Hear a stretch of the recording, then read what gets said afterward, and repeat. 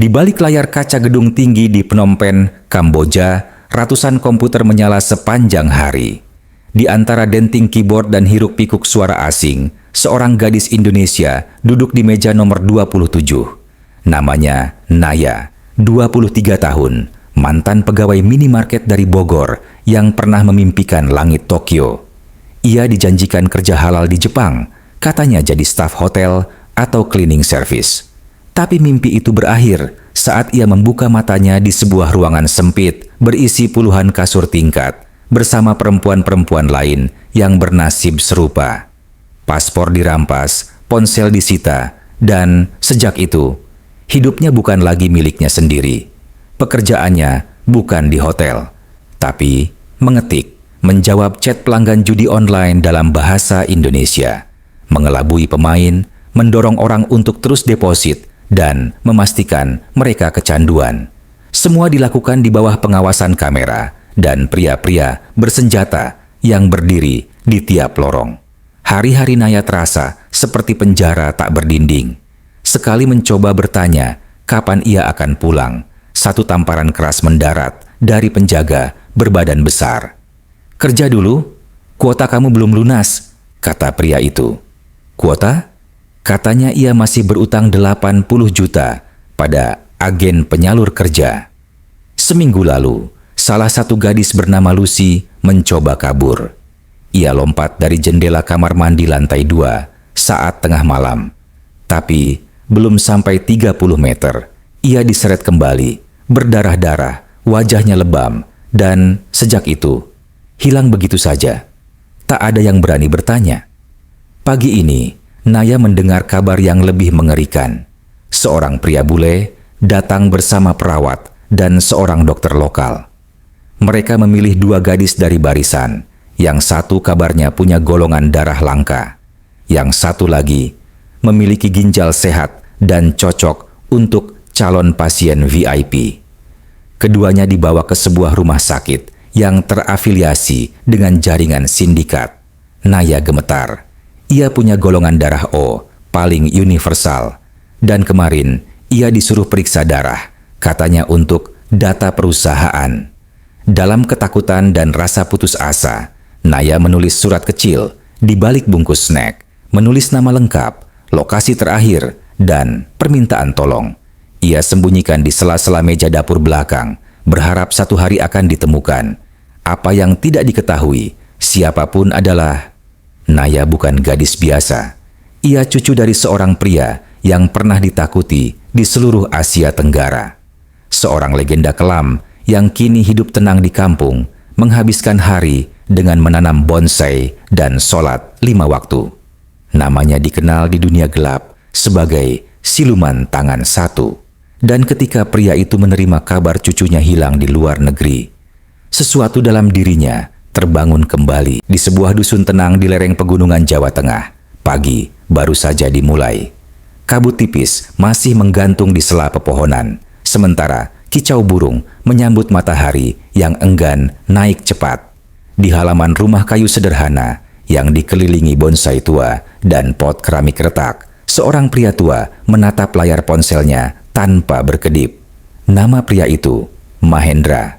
Dulu ia dijuluki siluman tangan satu, legenda hitam yang pernah menggetarkan dunia gelap Asia Tenggara. Tapi kini, ia hanya dikenal sebagai kakek Hen, pensiunan sepi yang gemar menyiram bonsai dan mengajar silat anak-anak desa. Wajahnya tak berubah, tatapan tajam seperti elang, garis wajah keras, dan bekas luka samar di punggung tangan kanannya. Namun, ada sesuatu yang berbeda pagi ini. Tangannya bergetar. Di layar ponselnya, terpampang pesan yang dikirim diam-diam oleh mantan anak buahnya yang bekerja sebagai penjaga keamanan di luar negeri. Pesan itu singkat. "Bos, cucumu sekarang di Phnom Penh, ditahan di tempat judi online ilegal, dijaga ketat, diduga target perdagangan organ." Mahendra menghela napas panjang. Seketika, matanya yang redup berubah tajam. Ia membuka lemari tua di ruang belakang. Di dalamnya, bukan senjata atau peralatan silat, melainkan berkas-berkas rahasia, foto-foto satelit, dan buku catatan tua penuh sandi. Ia tidak marah, tidak panik, tapi setiap gerakannya seperti mesin yang kembali hidup setelah lama tidur. Tak butuh waktu lama untuk Mahendra menyusun langkah. Ia tahu di mana harus mulai, di Singapura. Di sana ada seseorang yang dulu pernah ia selamatkan, seorang ahli IT dan mantan agen intelijen yang kini jadi pengusaha teknologi. Dari orang itulah Mahendra bisa melacak jaringan komunikasi digital sindikat judi yang menahan cucunya. Sore itu, ia meninggalkan rumah dengan satu tas kecil dan sebilah tongkat kayu. Tidak ada keluarga yang tahu kemana ia pergi. Tapi sebelum pergi, ia menulis satu kalimat di kertas lalu menempelkannya di pintu. Jika aku kembali, dunia akan berbeda. Jika aku tidak, jangan cari aku. Di saat yang sama, di Phnom Penh, Naya merasa waktu terus berjalan mundur. 2 orang dari lantai atas memintanya untuk melakukan tes darah ulang. Kali ini, ia dikawal 2 pria asing. Ia mulai curiga, dan benar saja, saat di ruang periksa, ia mendengar percakapan samar dalam bahasa asing. Yang ini darahnya cocok, pastikan jangan cedera, tunggu konfirmasi pembeli. Pikiran Naya berputar. Ia tak tahu apakah masih sempat berharap, tapi jauh di tempat lain, macan yang tertidur sudah membuka matanya, dan ia sedang menuju ke tempat yang seharusnya tak pernah menyentuh cucunya. Phnom Penh menyambut Mahendra dengan panas yang menusuk dan lalu lintas semrawut. Tapi pria 70 tahun itu berjalan tenang di tengah hiruk-pikuk kota asing, seolah semua kekacauan dunia sudah pernah ia hadapi sebelumnya. Dalam waktu 2 hari, ia sudah menyewa kamar kecil di atas sebuah toko kelontong milik warga Vietnam. Dari balik jendela tua, ia memantau pergerakan kendaraan logistik yang keluar masuk dari kawasan pergudangan di pinggir kota, tempat yang kabarnya jadi markas pusat jaringan judi online ilegal. Mahendra tak bekerja sendirian.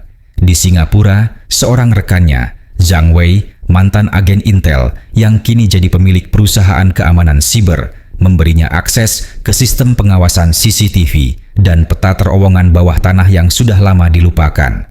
Lewat laptop tipis dan ponsel burner, Mahendra mengakses sistem internal sindikat, jadwal shift penjaga, pintu akses utama, bahkan sinyal dari alat pelacak RFID yang tertanam di kartu ID staf, termasuk milik cucunya, Naya. Ia tahu sekarang, Naya berada di lantai 3 gedung abu-abu itu, sebelah utara, dekat ruang pendingin server. Kamera termal menunjukkan keberadaan manusia secara berkala. Tapi ia juga melihat satu hal mencurigakan.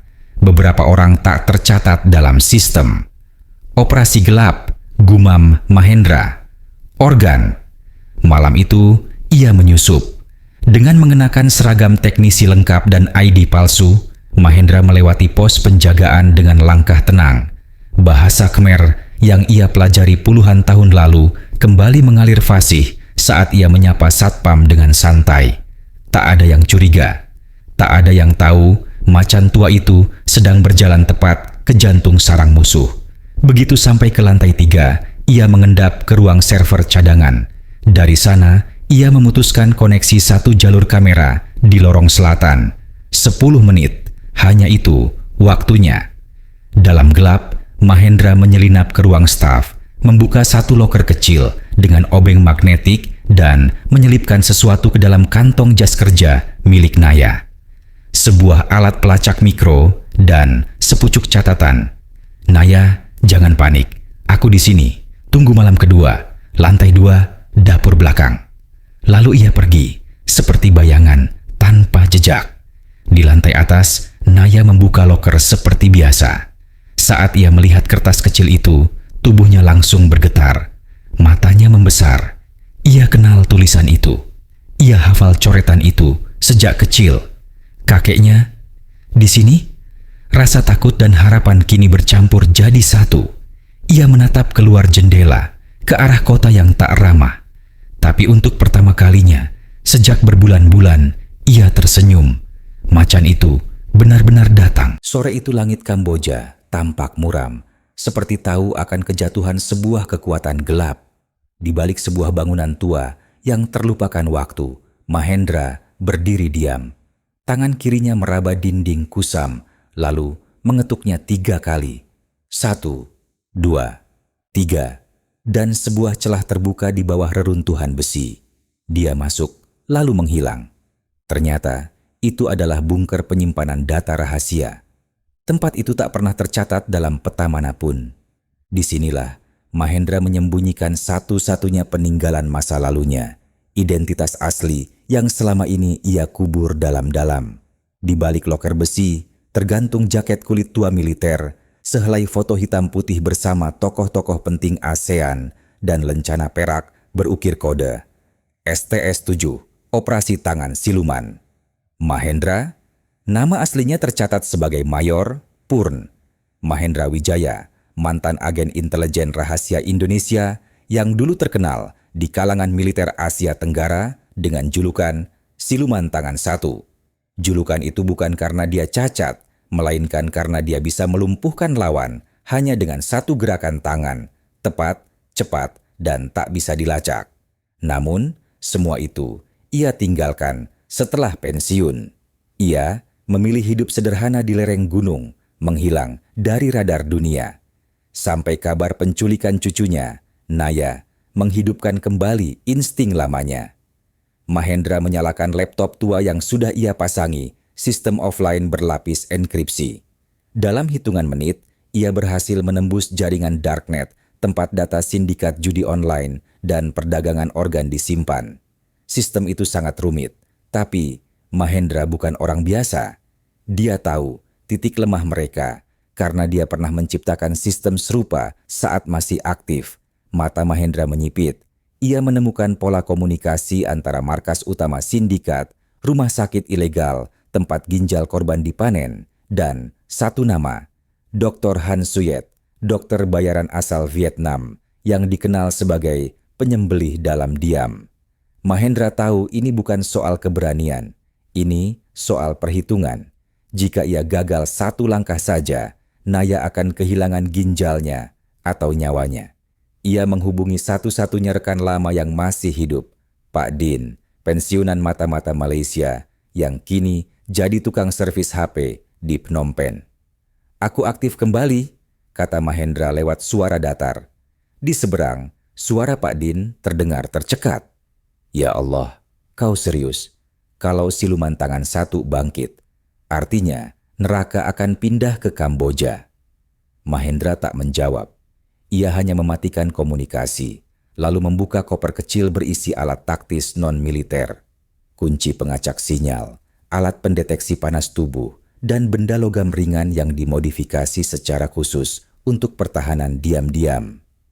Malam itu, seorang pria tua dengan rambut putih rapi, tubuh tegap, dan mata tajam seperti elang, berjalan sendirian di antara gang-gang gelap kota Phnom Penh. Tak seorang pun tahu bahwa pria itu adalah legenda yang pernah menjatuhkan 5 markas spionase lintas negara hanya dengan satu regu kecil. Tapi kali ini ia hanya sendiri. Dan misi ini bukan tentang negara. Ini soal keluarga. Malam itu di Phnom Penh, langit gelap menaungi gedung tua bekas pabrik yang kini berubah menjadi markas sindikat perdagangan manusia dan judi online. Di balik dindingnya, Naya, perempuan 23 tahun asal Indonesia, berkulit coklat terang, wajah oval, rambut panjang hitam bergelombang, tubuh ramping, terkurung dalam sel besi dingin. Tubuhnya lemah, tapi matanya menyimpan nyala harapan yang belum padam.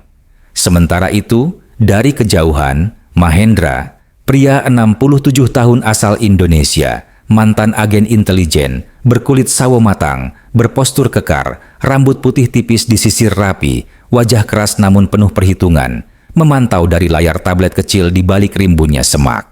Ia mengenakan jaket hitam khusus tahan peluru, celana kargo gelap, dan sepatu bot ringan. Di telinganya menempel earpiece kecil, tersambung ke alat pemantau detak jantung Naya, yang tersembunyi dalam liontin kalung yang ia berikan bertahun lalu. Selama 2 hari penuh, Mahendra menyamar sebagai petugas teknisi jaringan. Ia memetakan lokasi kamera, pola patroli penjaga, dan sistem keamanan gedung. Segalanya sudah ia hafal di luar kepala. Tengah malam, Saat semua penjaga dalam siklus lelah, Mahendra masuk dari saluran ventilasi yang telah ia rekayasa. Ia membawa senjata bius rakitan dan alat pembuka kunci elektromagnetik. Setiap langkahnya terukur, setiap sudut diperhitungkan. Di ruang kontrol, ia menyusup dan mengganti siaran CCTV dengan rekaman loop berdurasi 30 menit.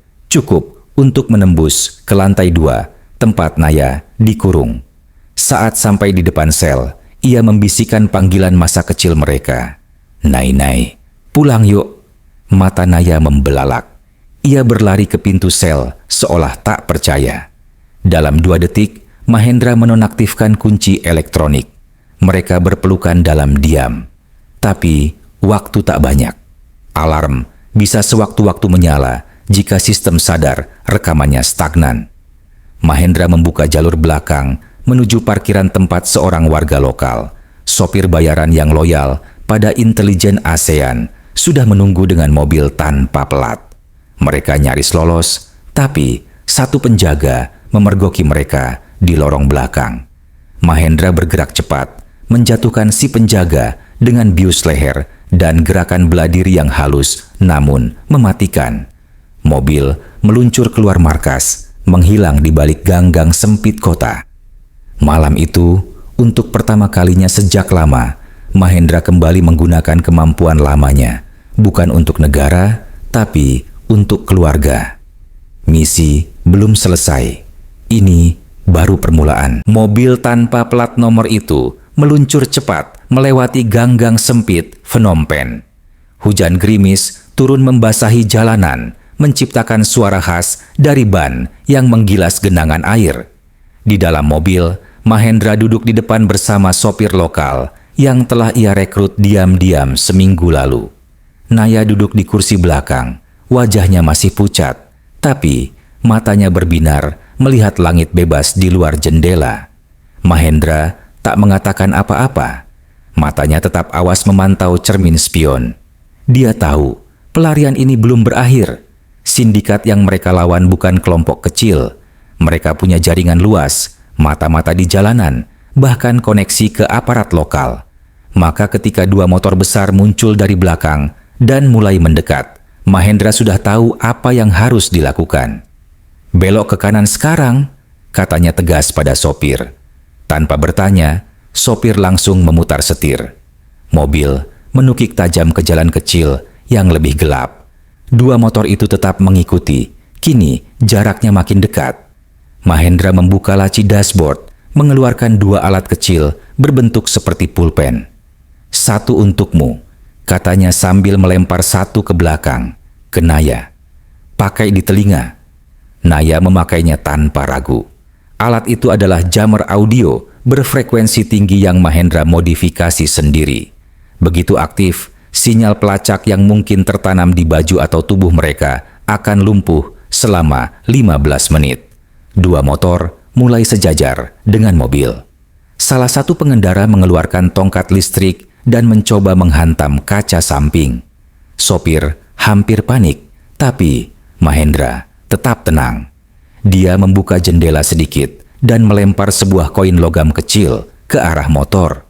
Sekilas tampak seperti koin biasa, tapi begitu menyentuh aspal, koin itu meledak dalam suara kecil namun memancarkan cahaya menyilaukan. Kedua, pengendara motor kehilangan kendali dan motornya tergelincir di jalan licin. Mobil terus melaju, kini memasuki kawasan perkampungan sempit. Disinilah Mahendra memanfaatkan keahliannya sebagai mantan agen intelijen.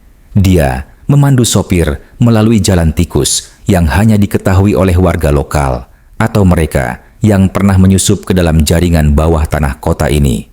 Setelah hampir 1 jam berputar-putar, mereka tiba di sebuah rumah kecil bercat putih dengan pagar kayu rapuh.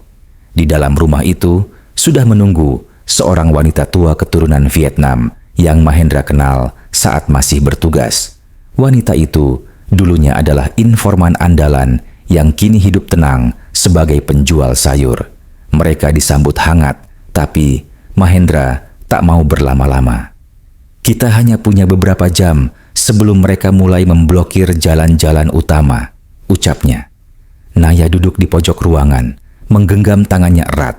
Rasa takut masih menyelimuti dirinya, tapi kehadiran sang kakek adalah satu-satunya alasan dia bisa tetap waras.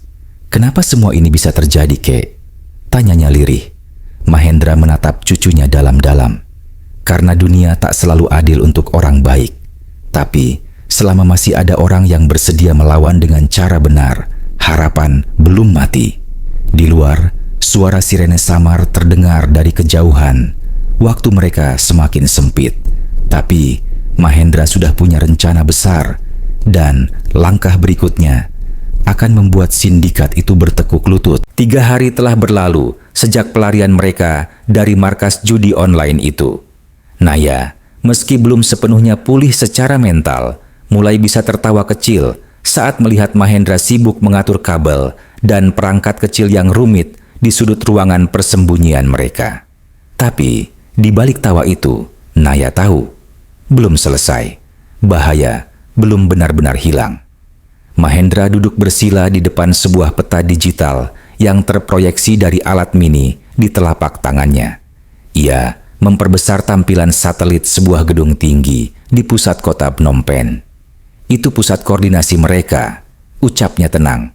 "Markas induk tempat transaksi data, pemindahan uang, dan jaringan rumah sakit ilegal, itu semua terhubung ke sana."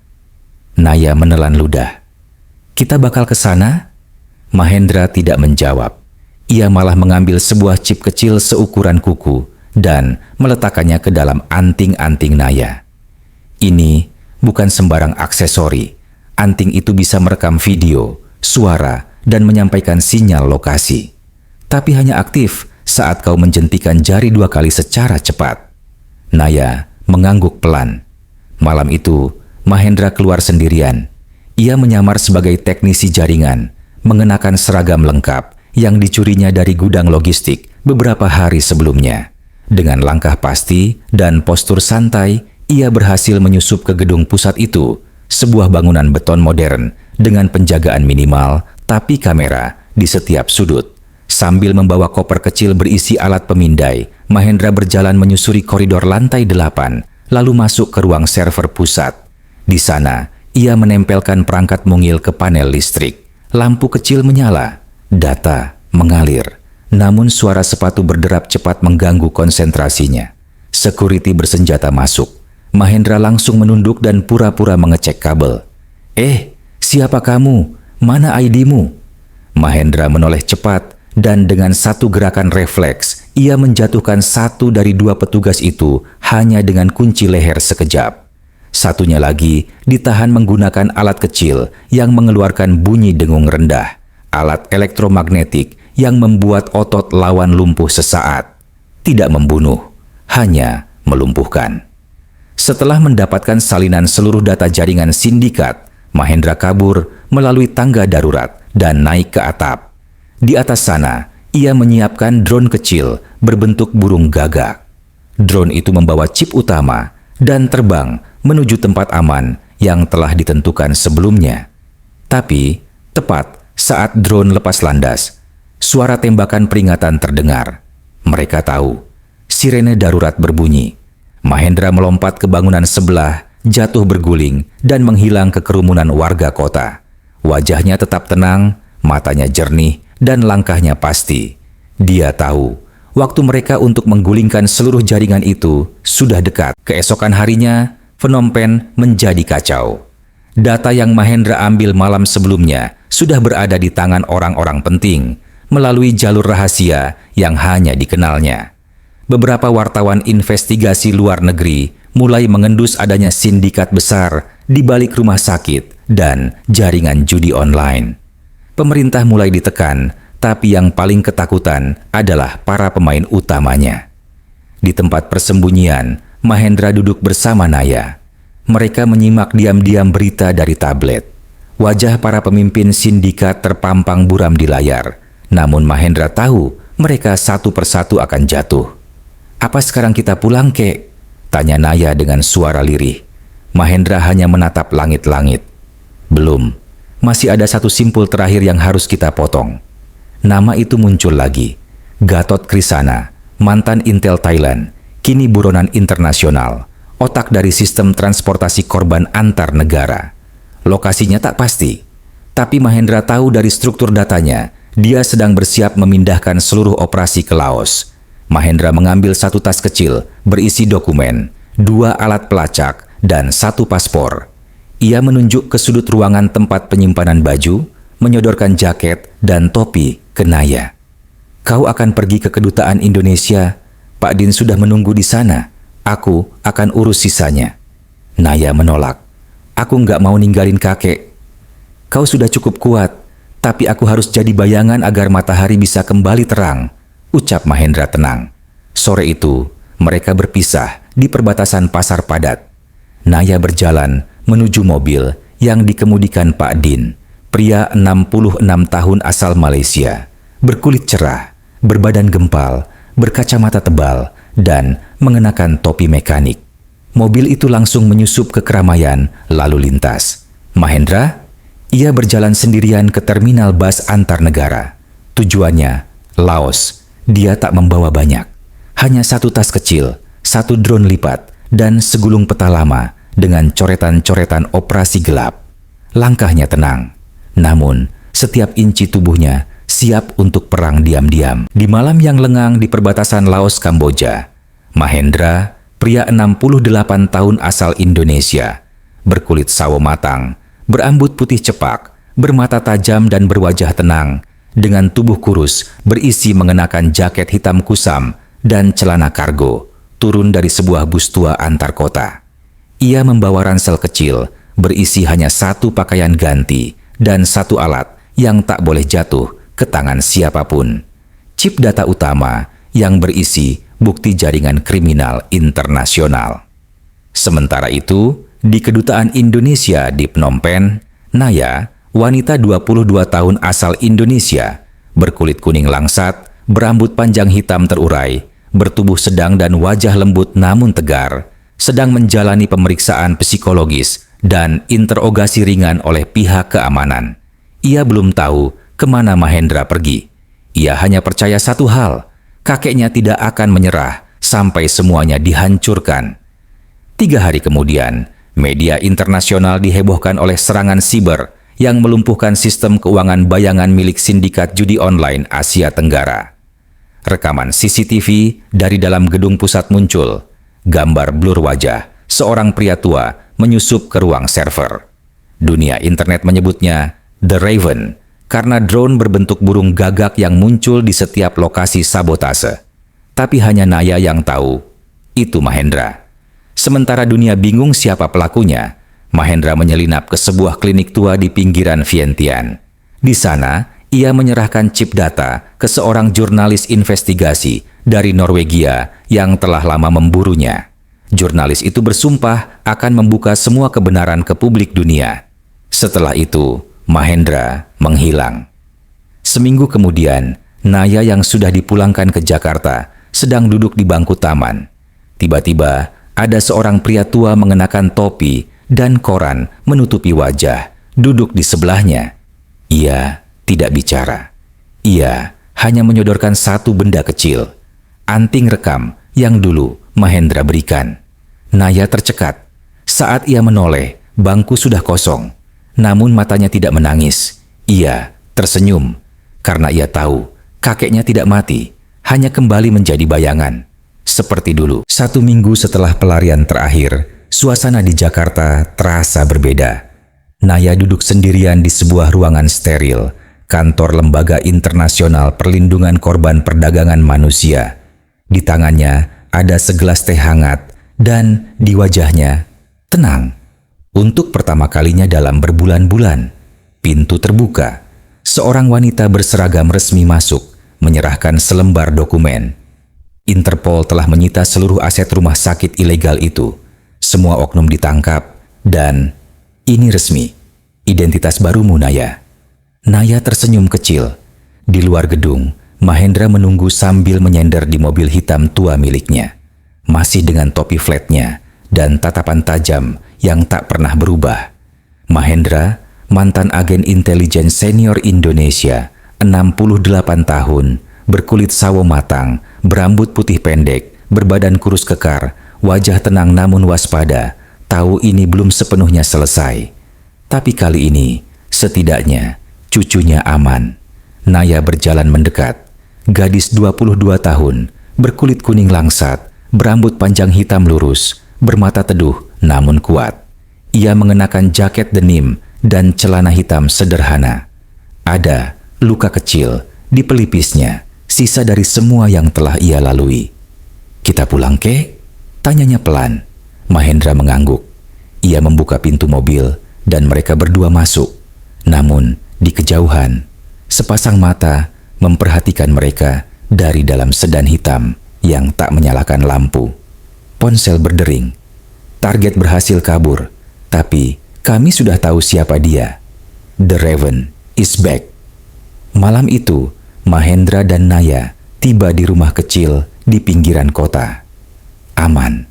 Sementara televisi menyiarkan berita tentang jaringan internasional perdagangan manusia yang akhirnya dibongkar dan keberhasilan operasi penyelamatan yang tidak disebutkan siapa pelakunya. Mahendra berdiri di depan jendela, melihat keluar. Dedaunan bergoyang pelan ditiup angin malam. Di balik wajah tuanya terpancar ketenangan dan kesiapan, karena ia tahu dunia tidak pernah benar-benar damai. Tapi selama masih ada orang-orang seperti dirinya yang bersedia bergerak dalam bayangan untuk melindungi satu nyawa yang berarti, maka dunia akan tetap punya harapan.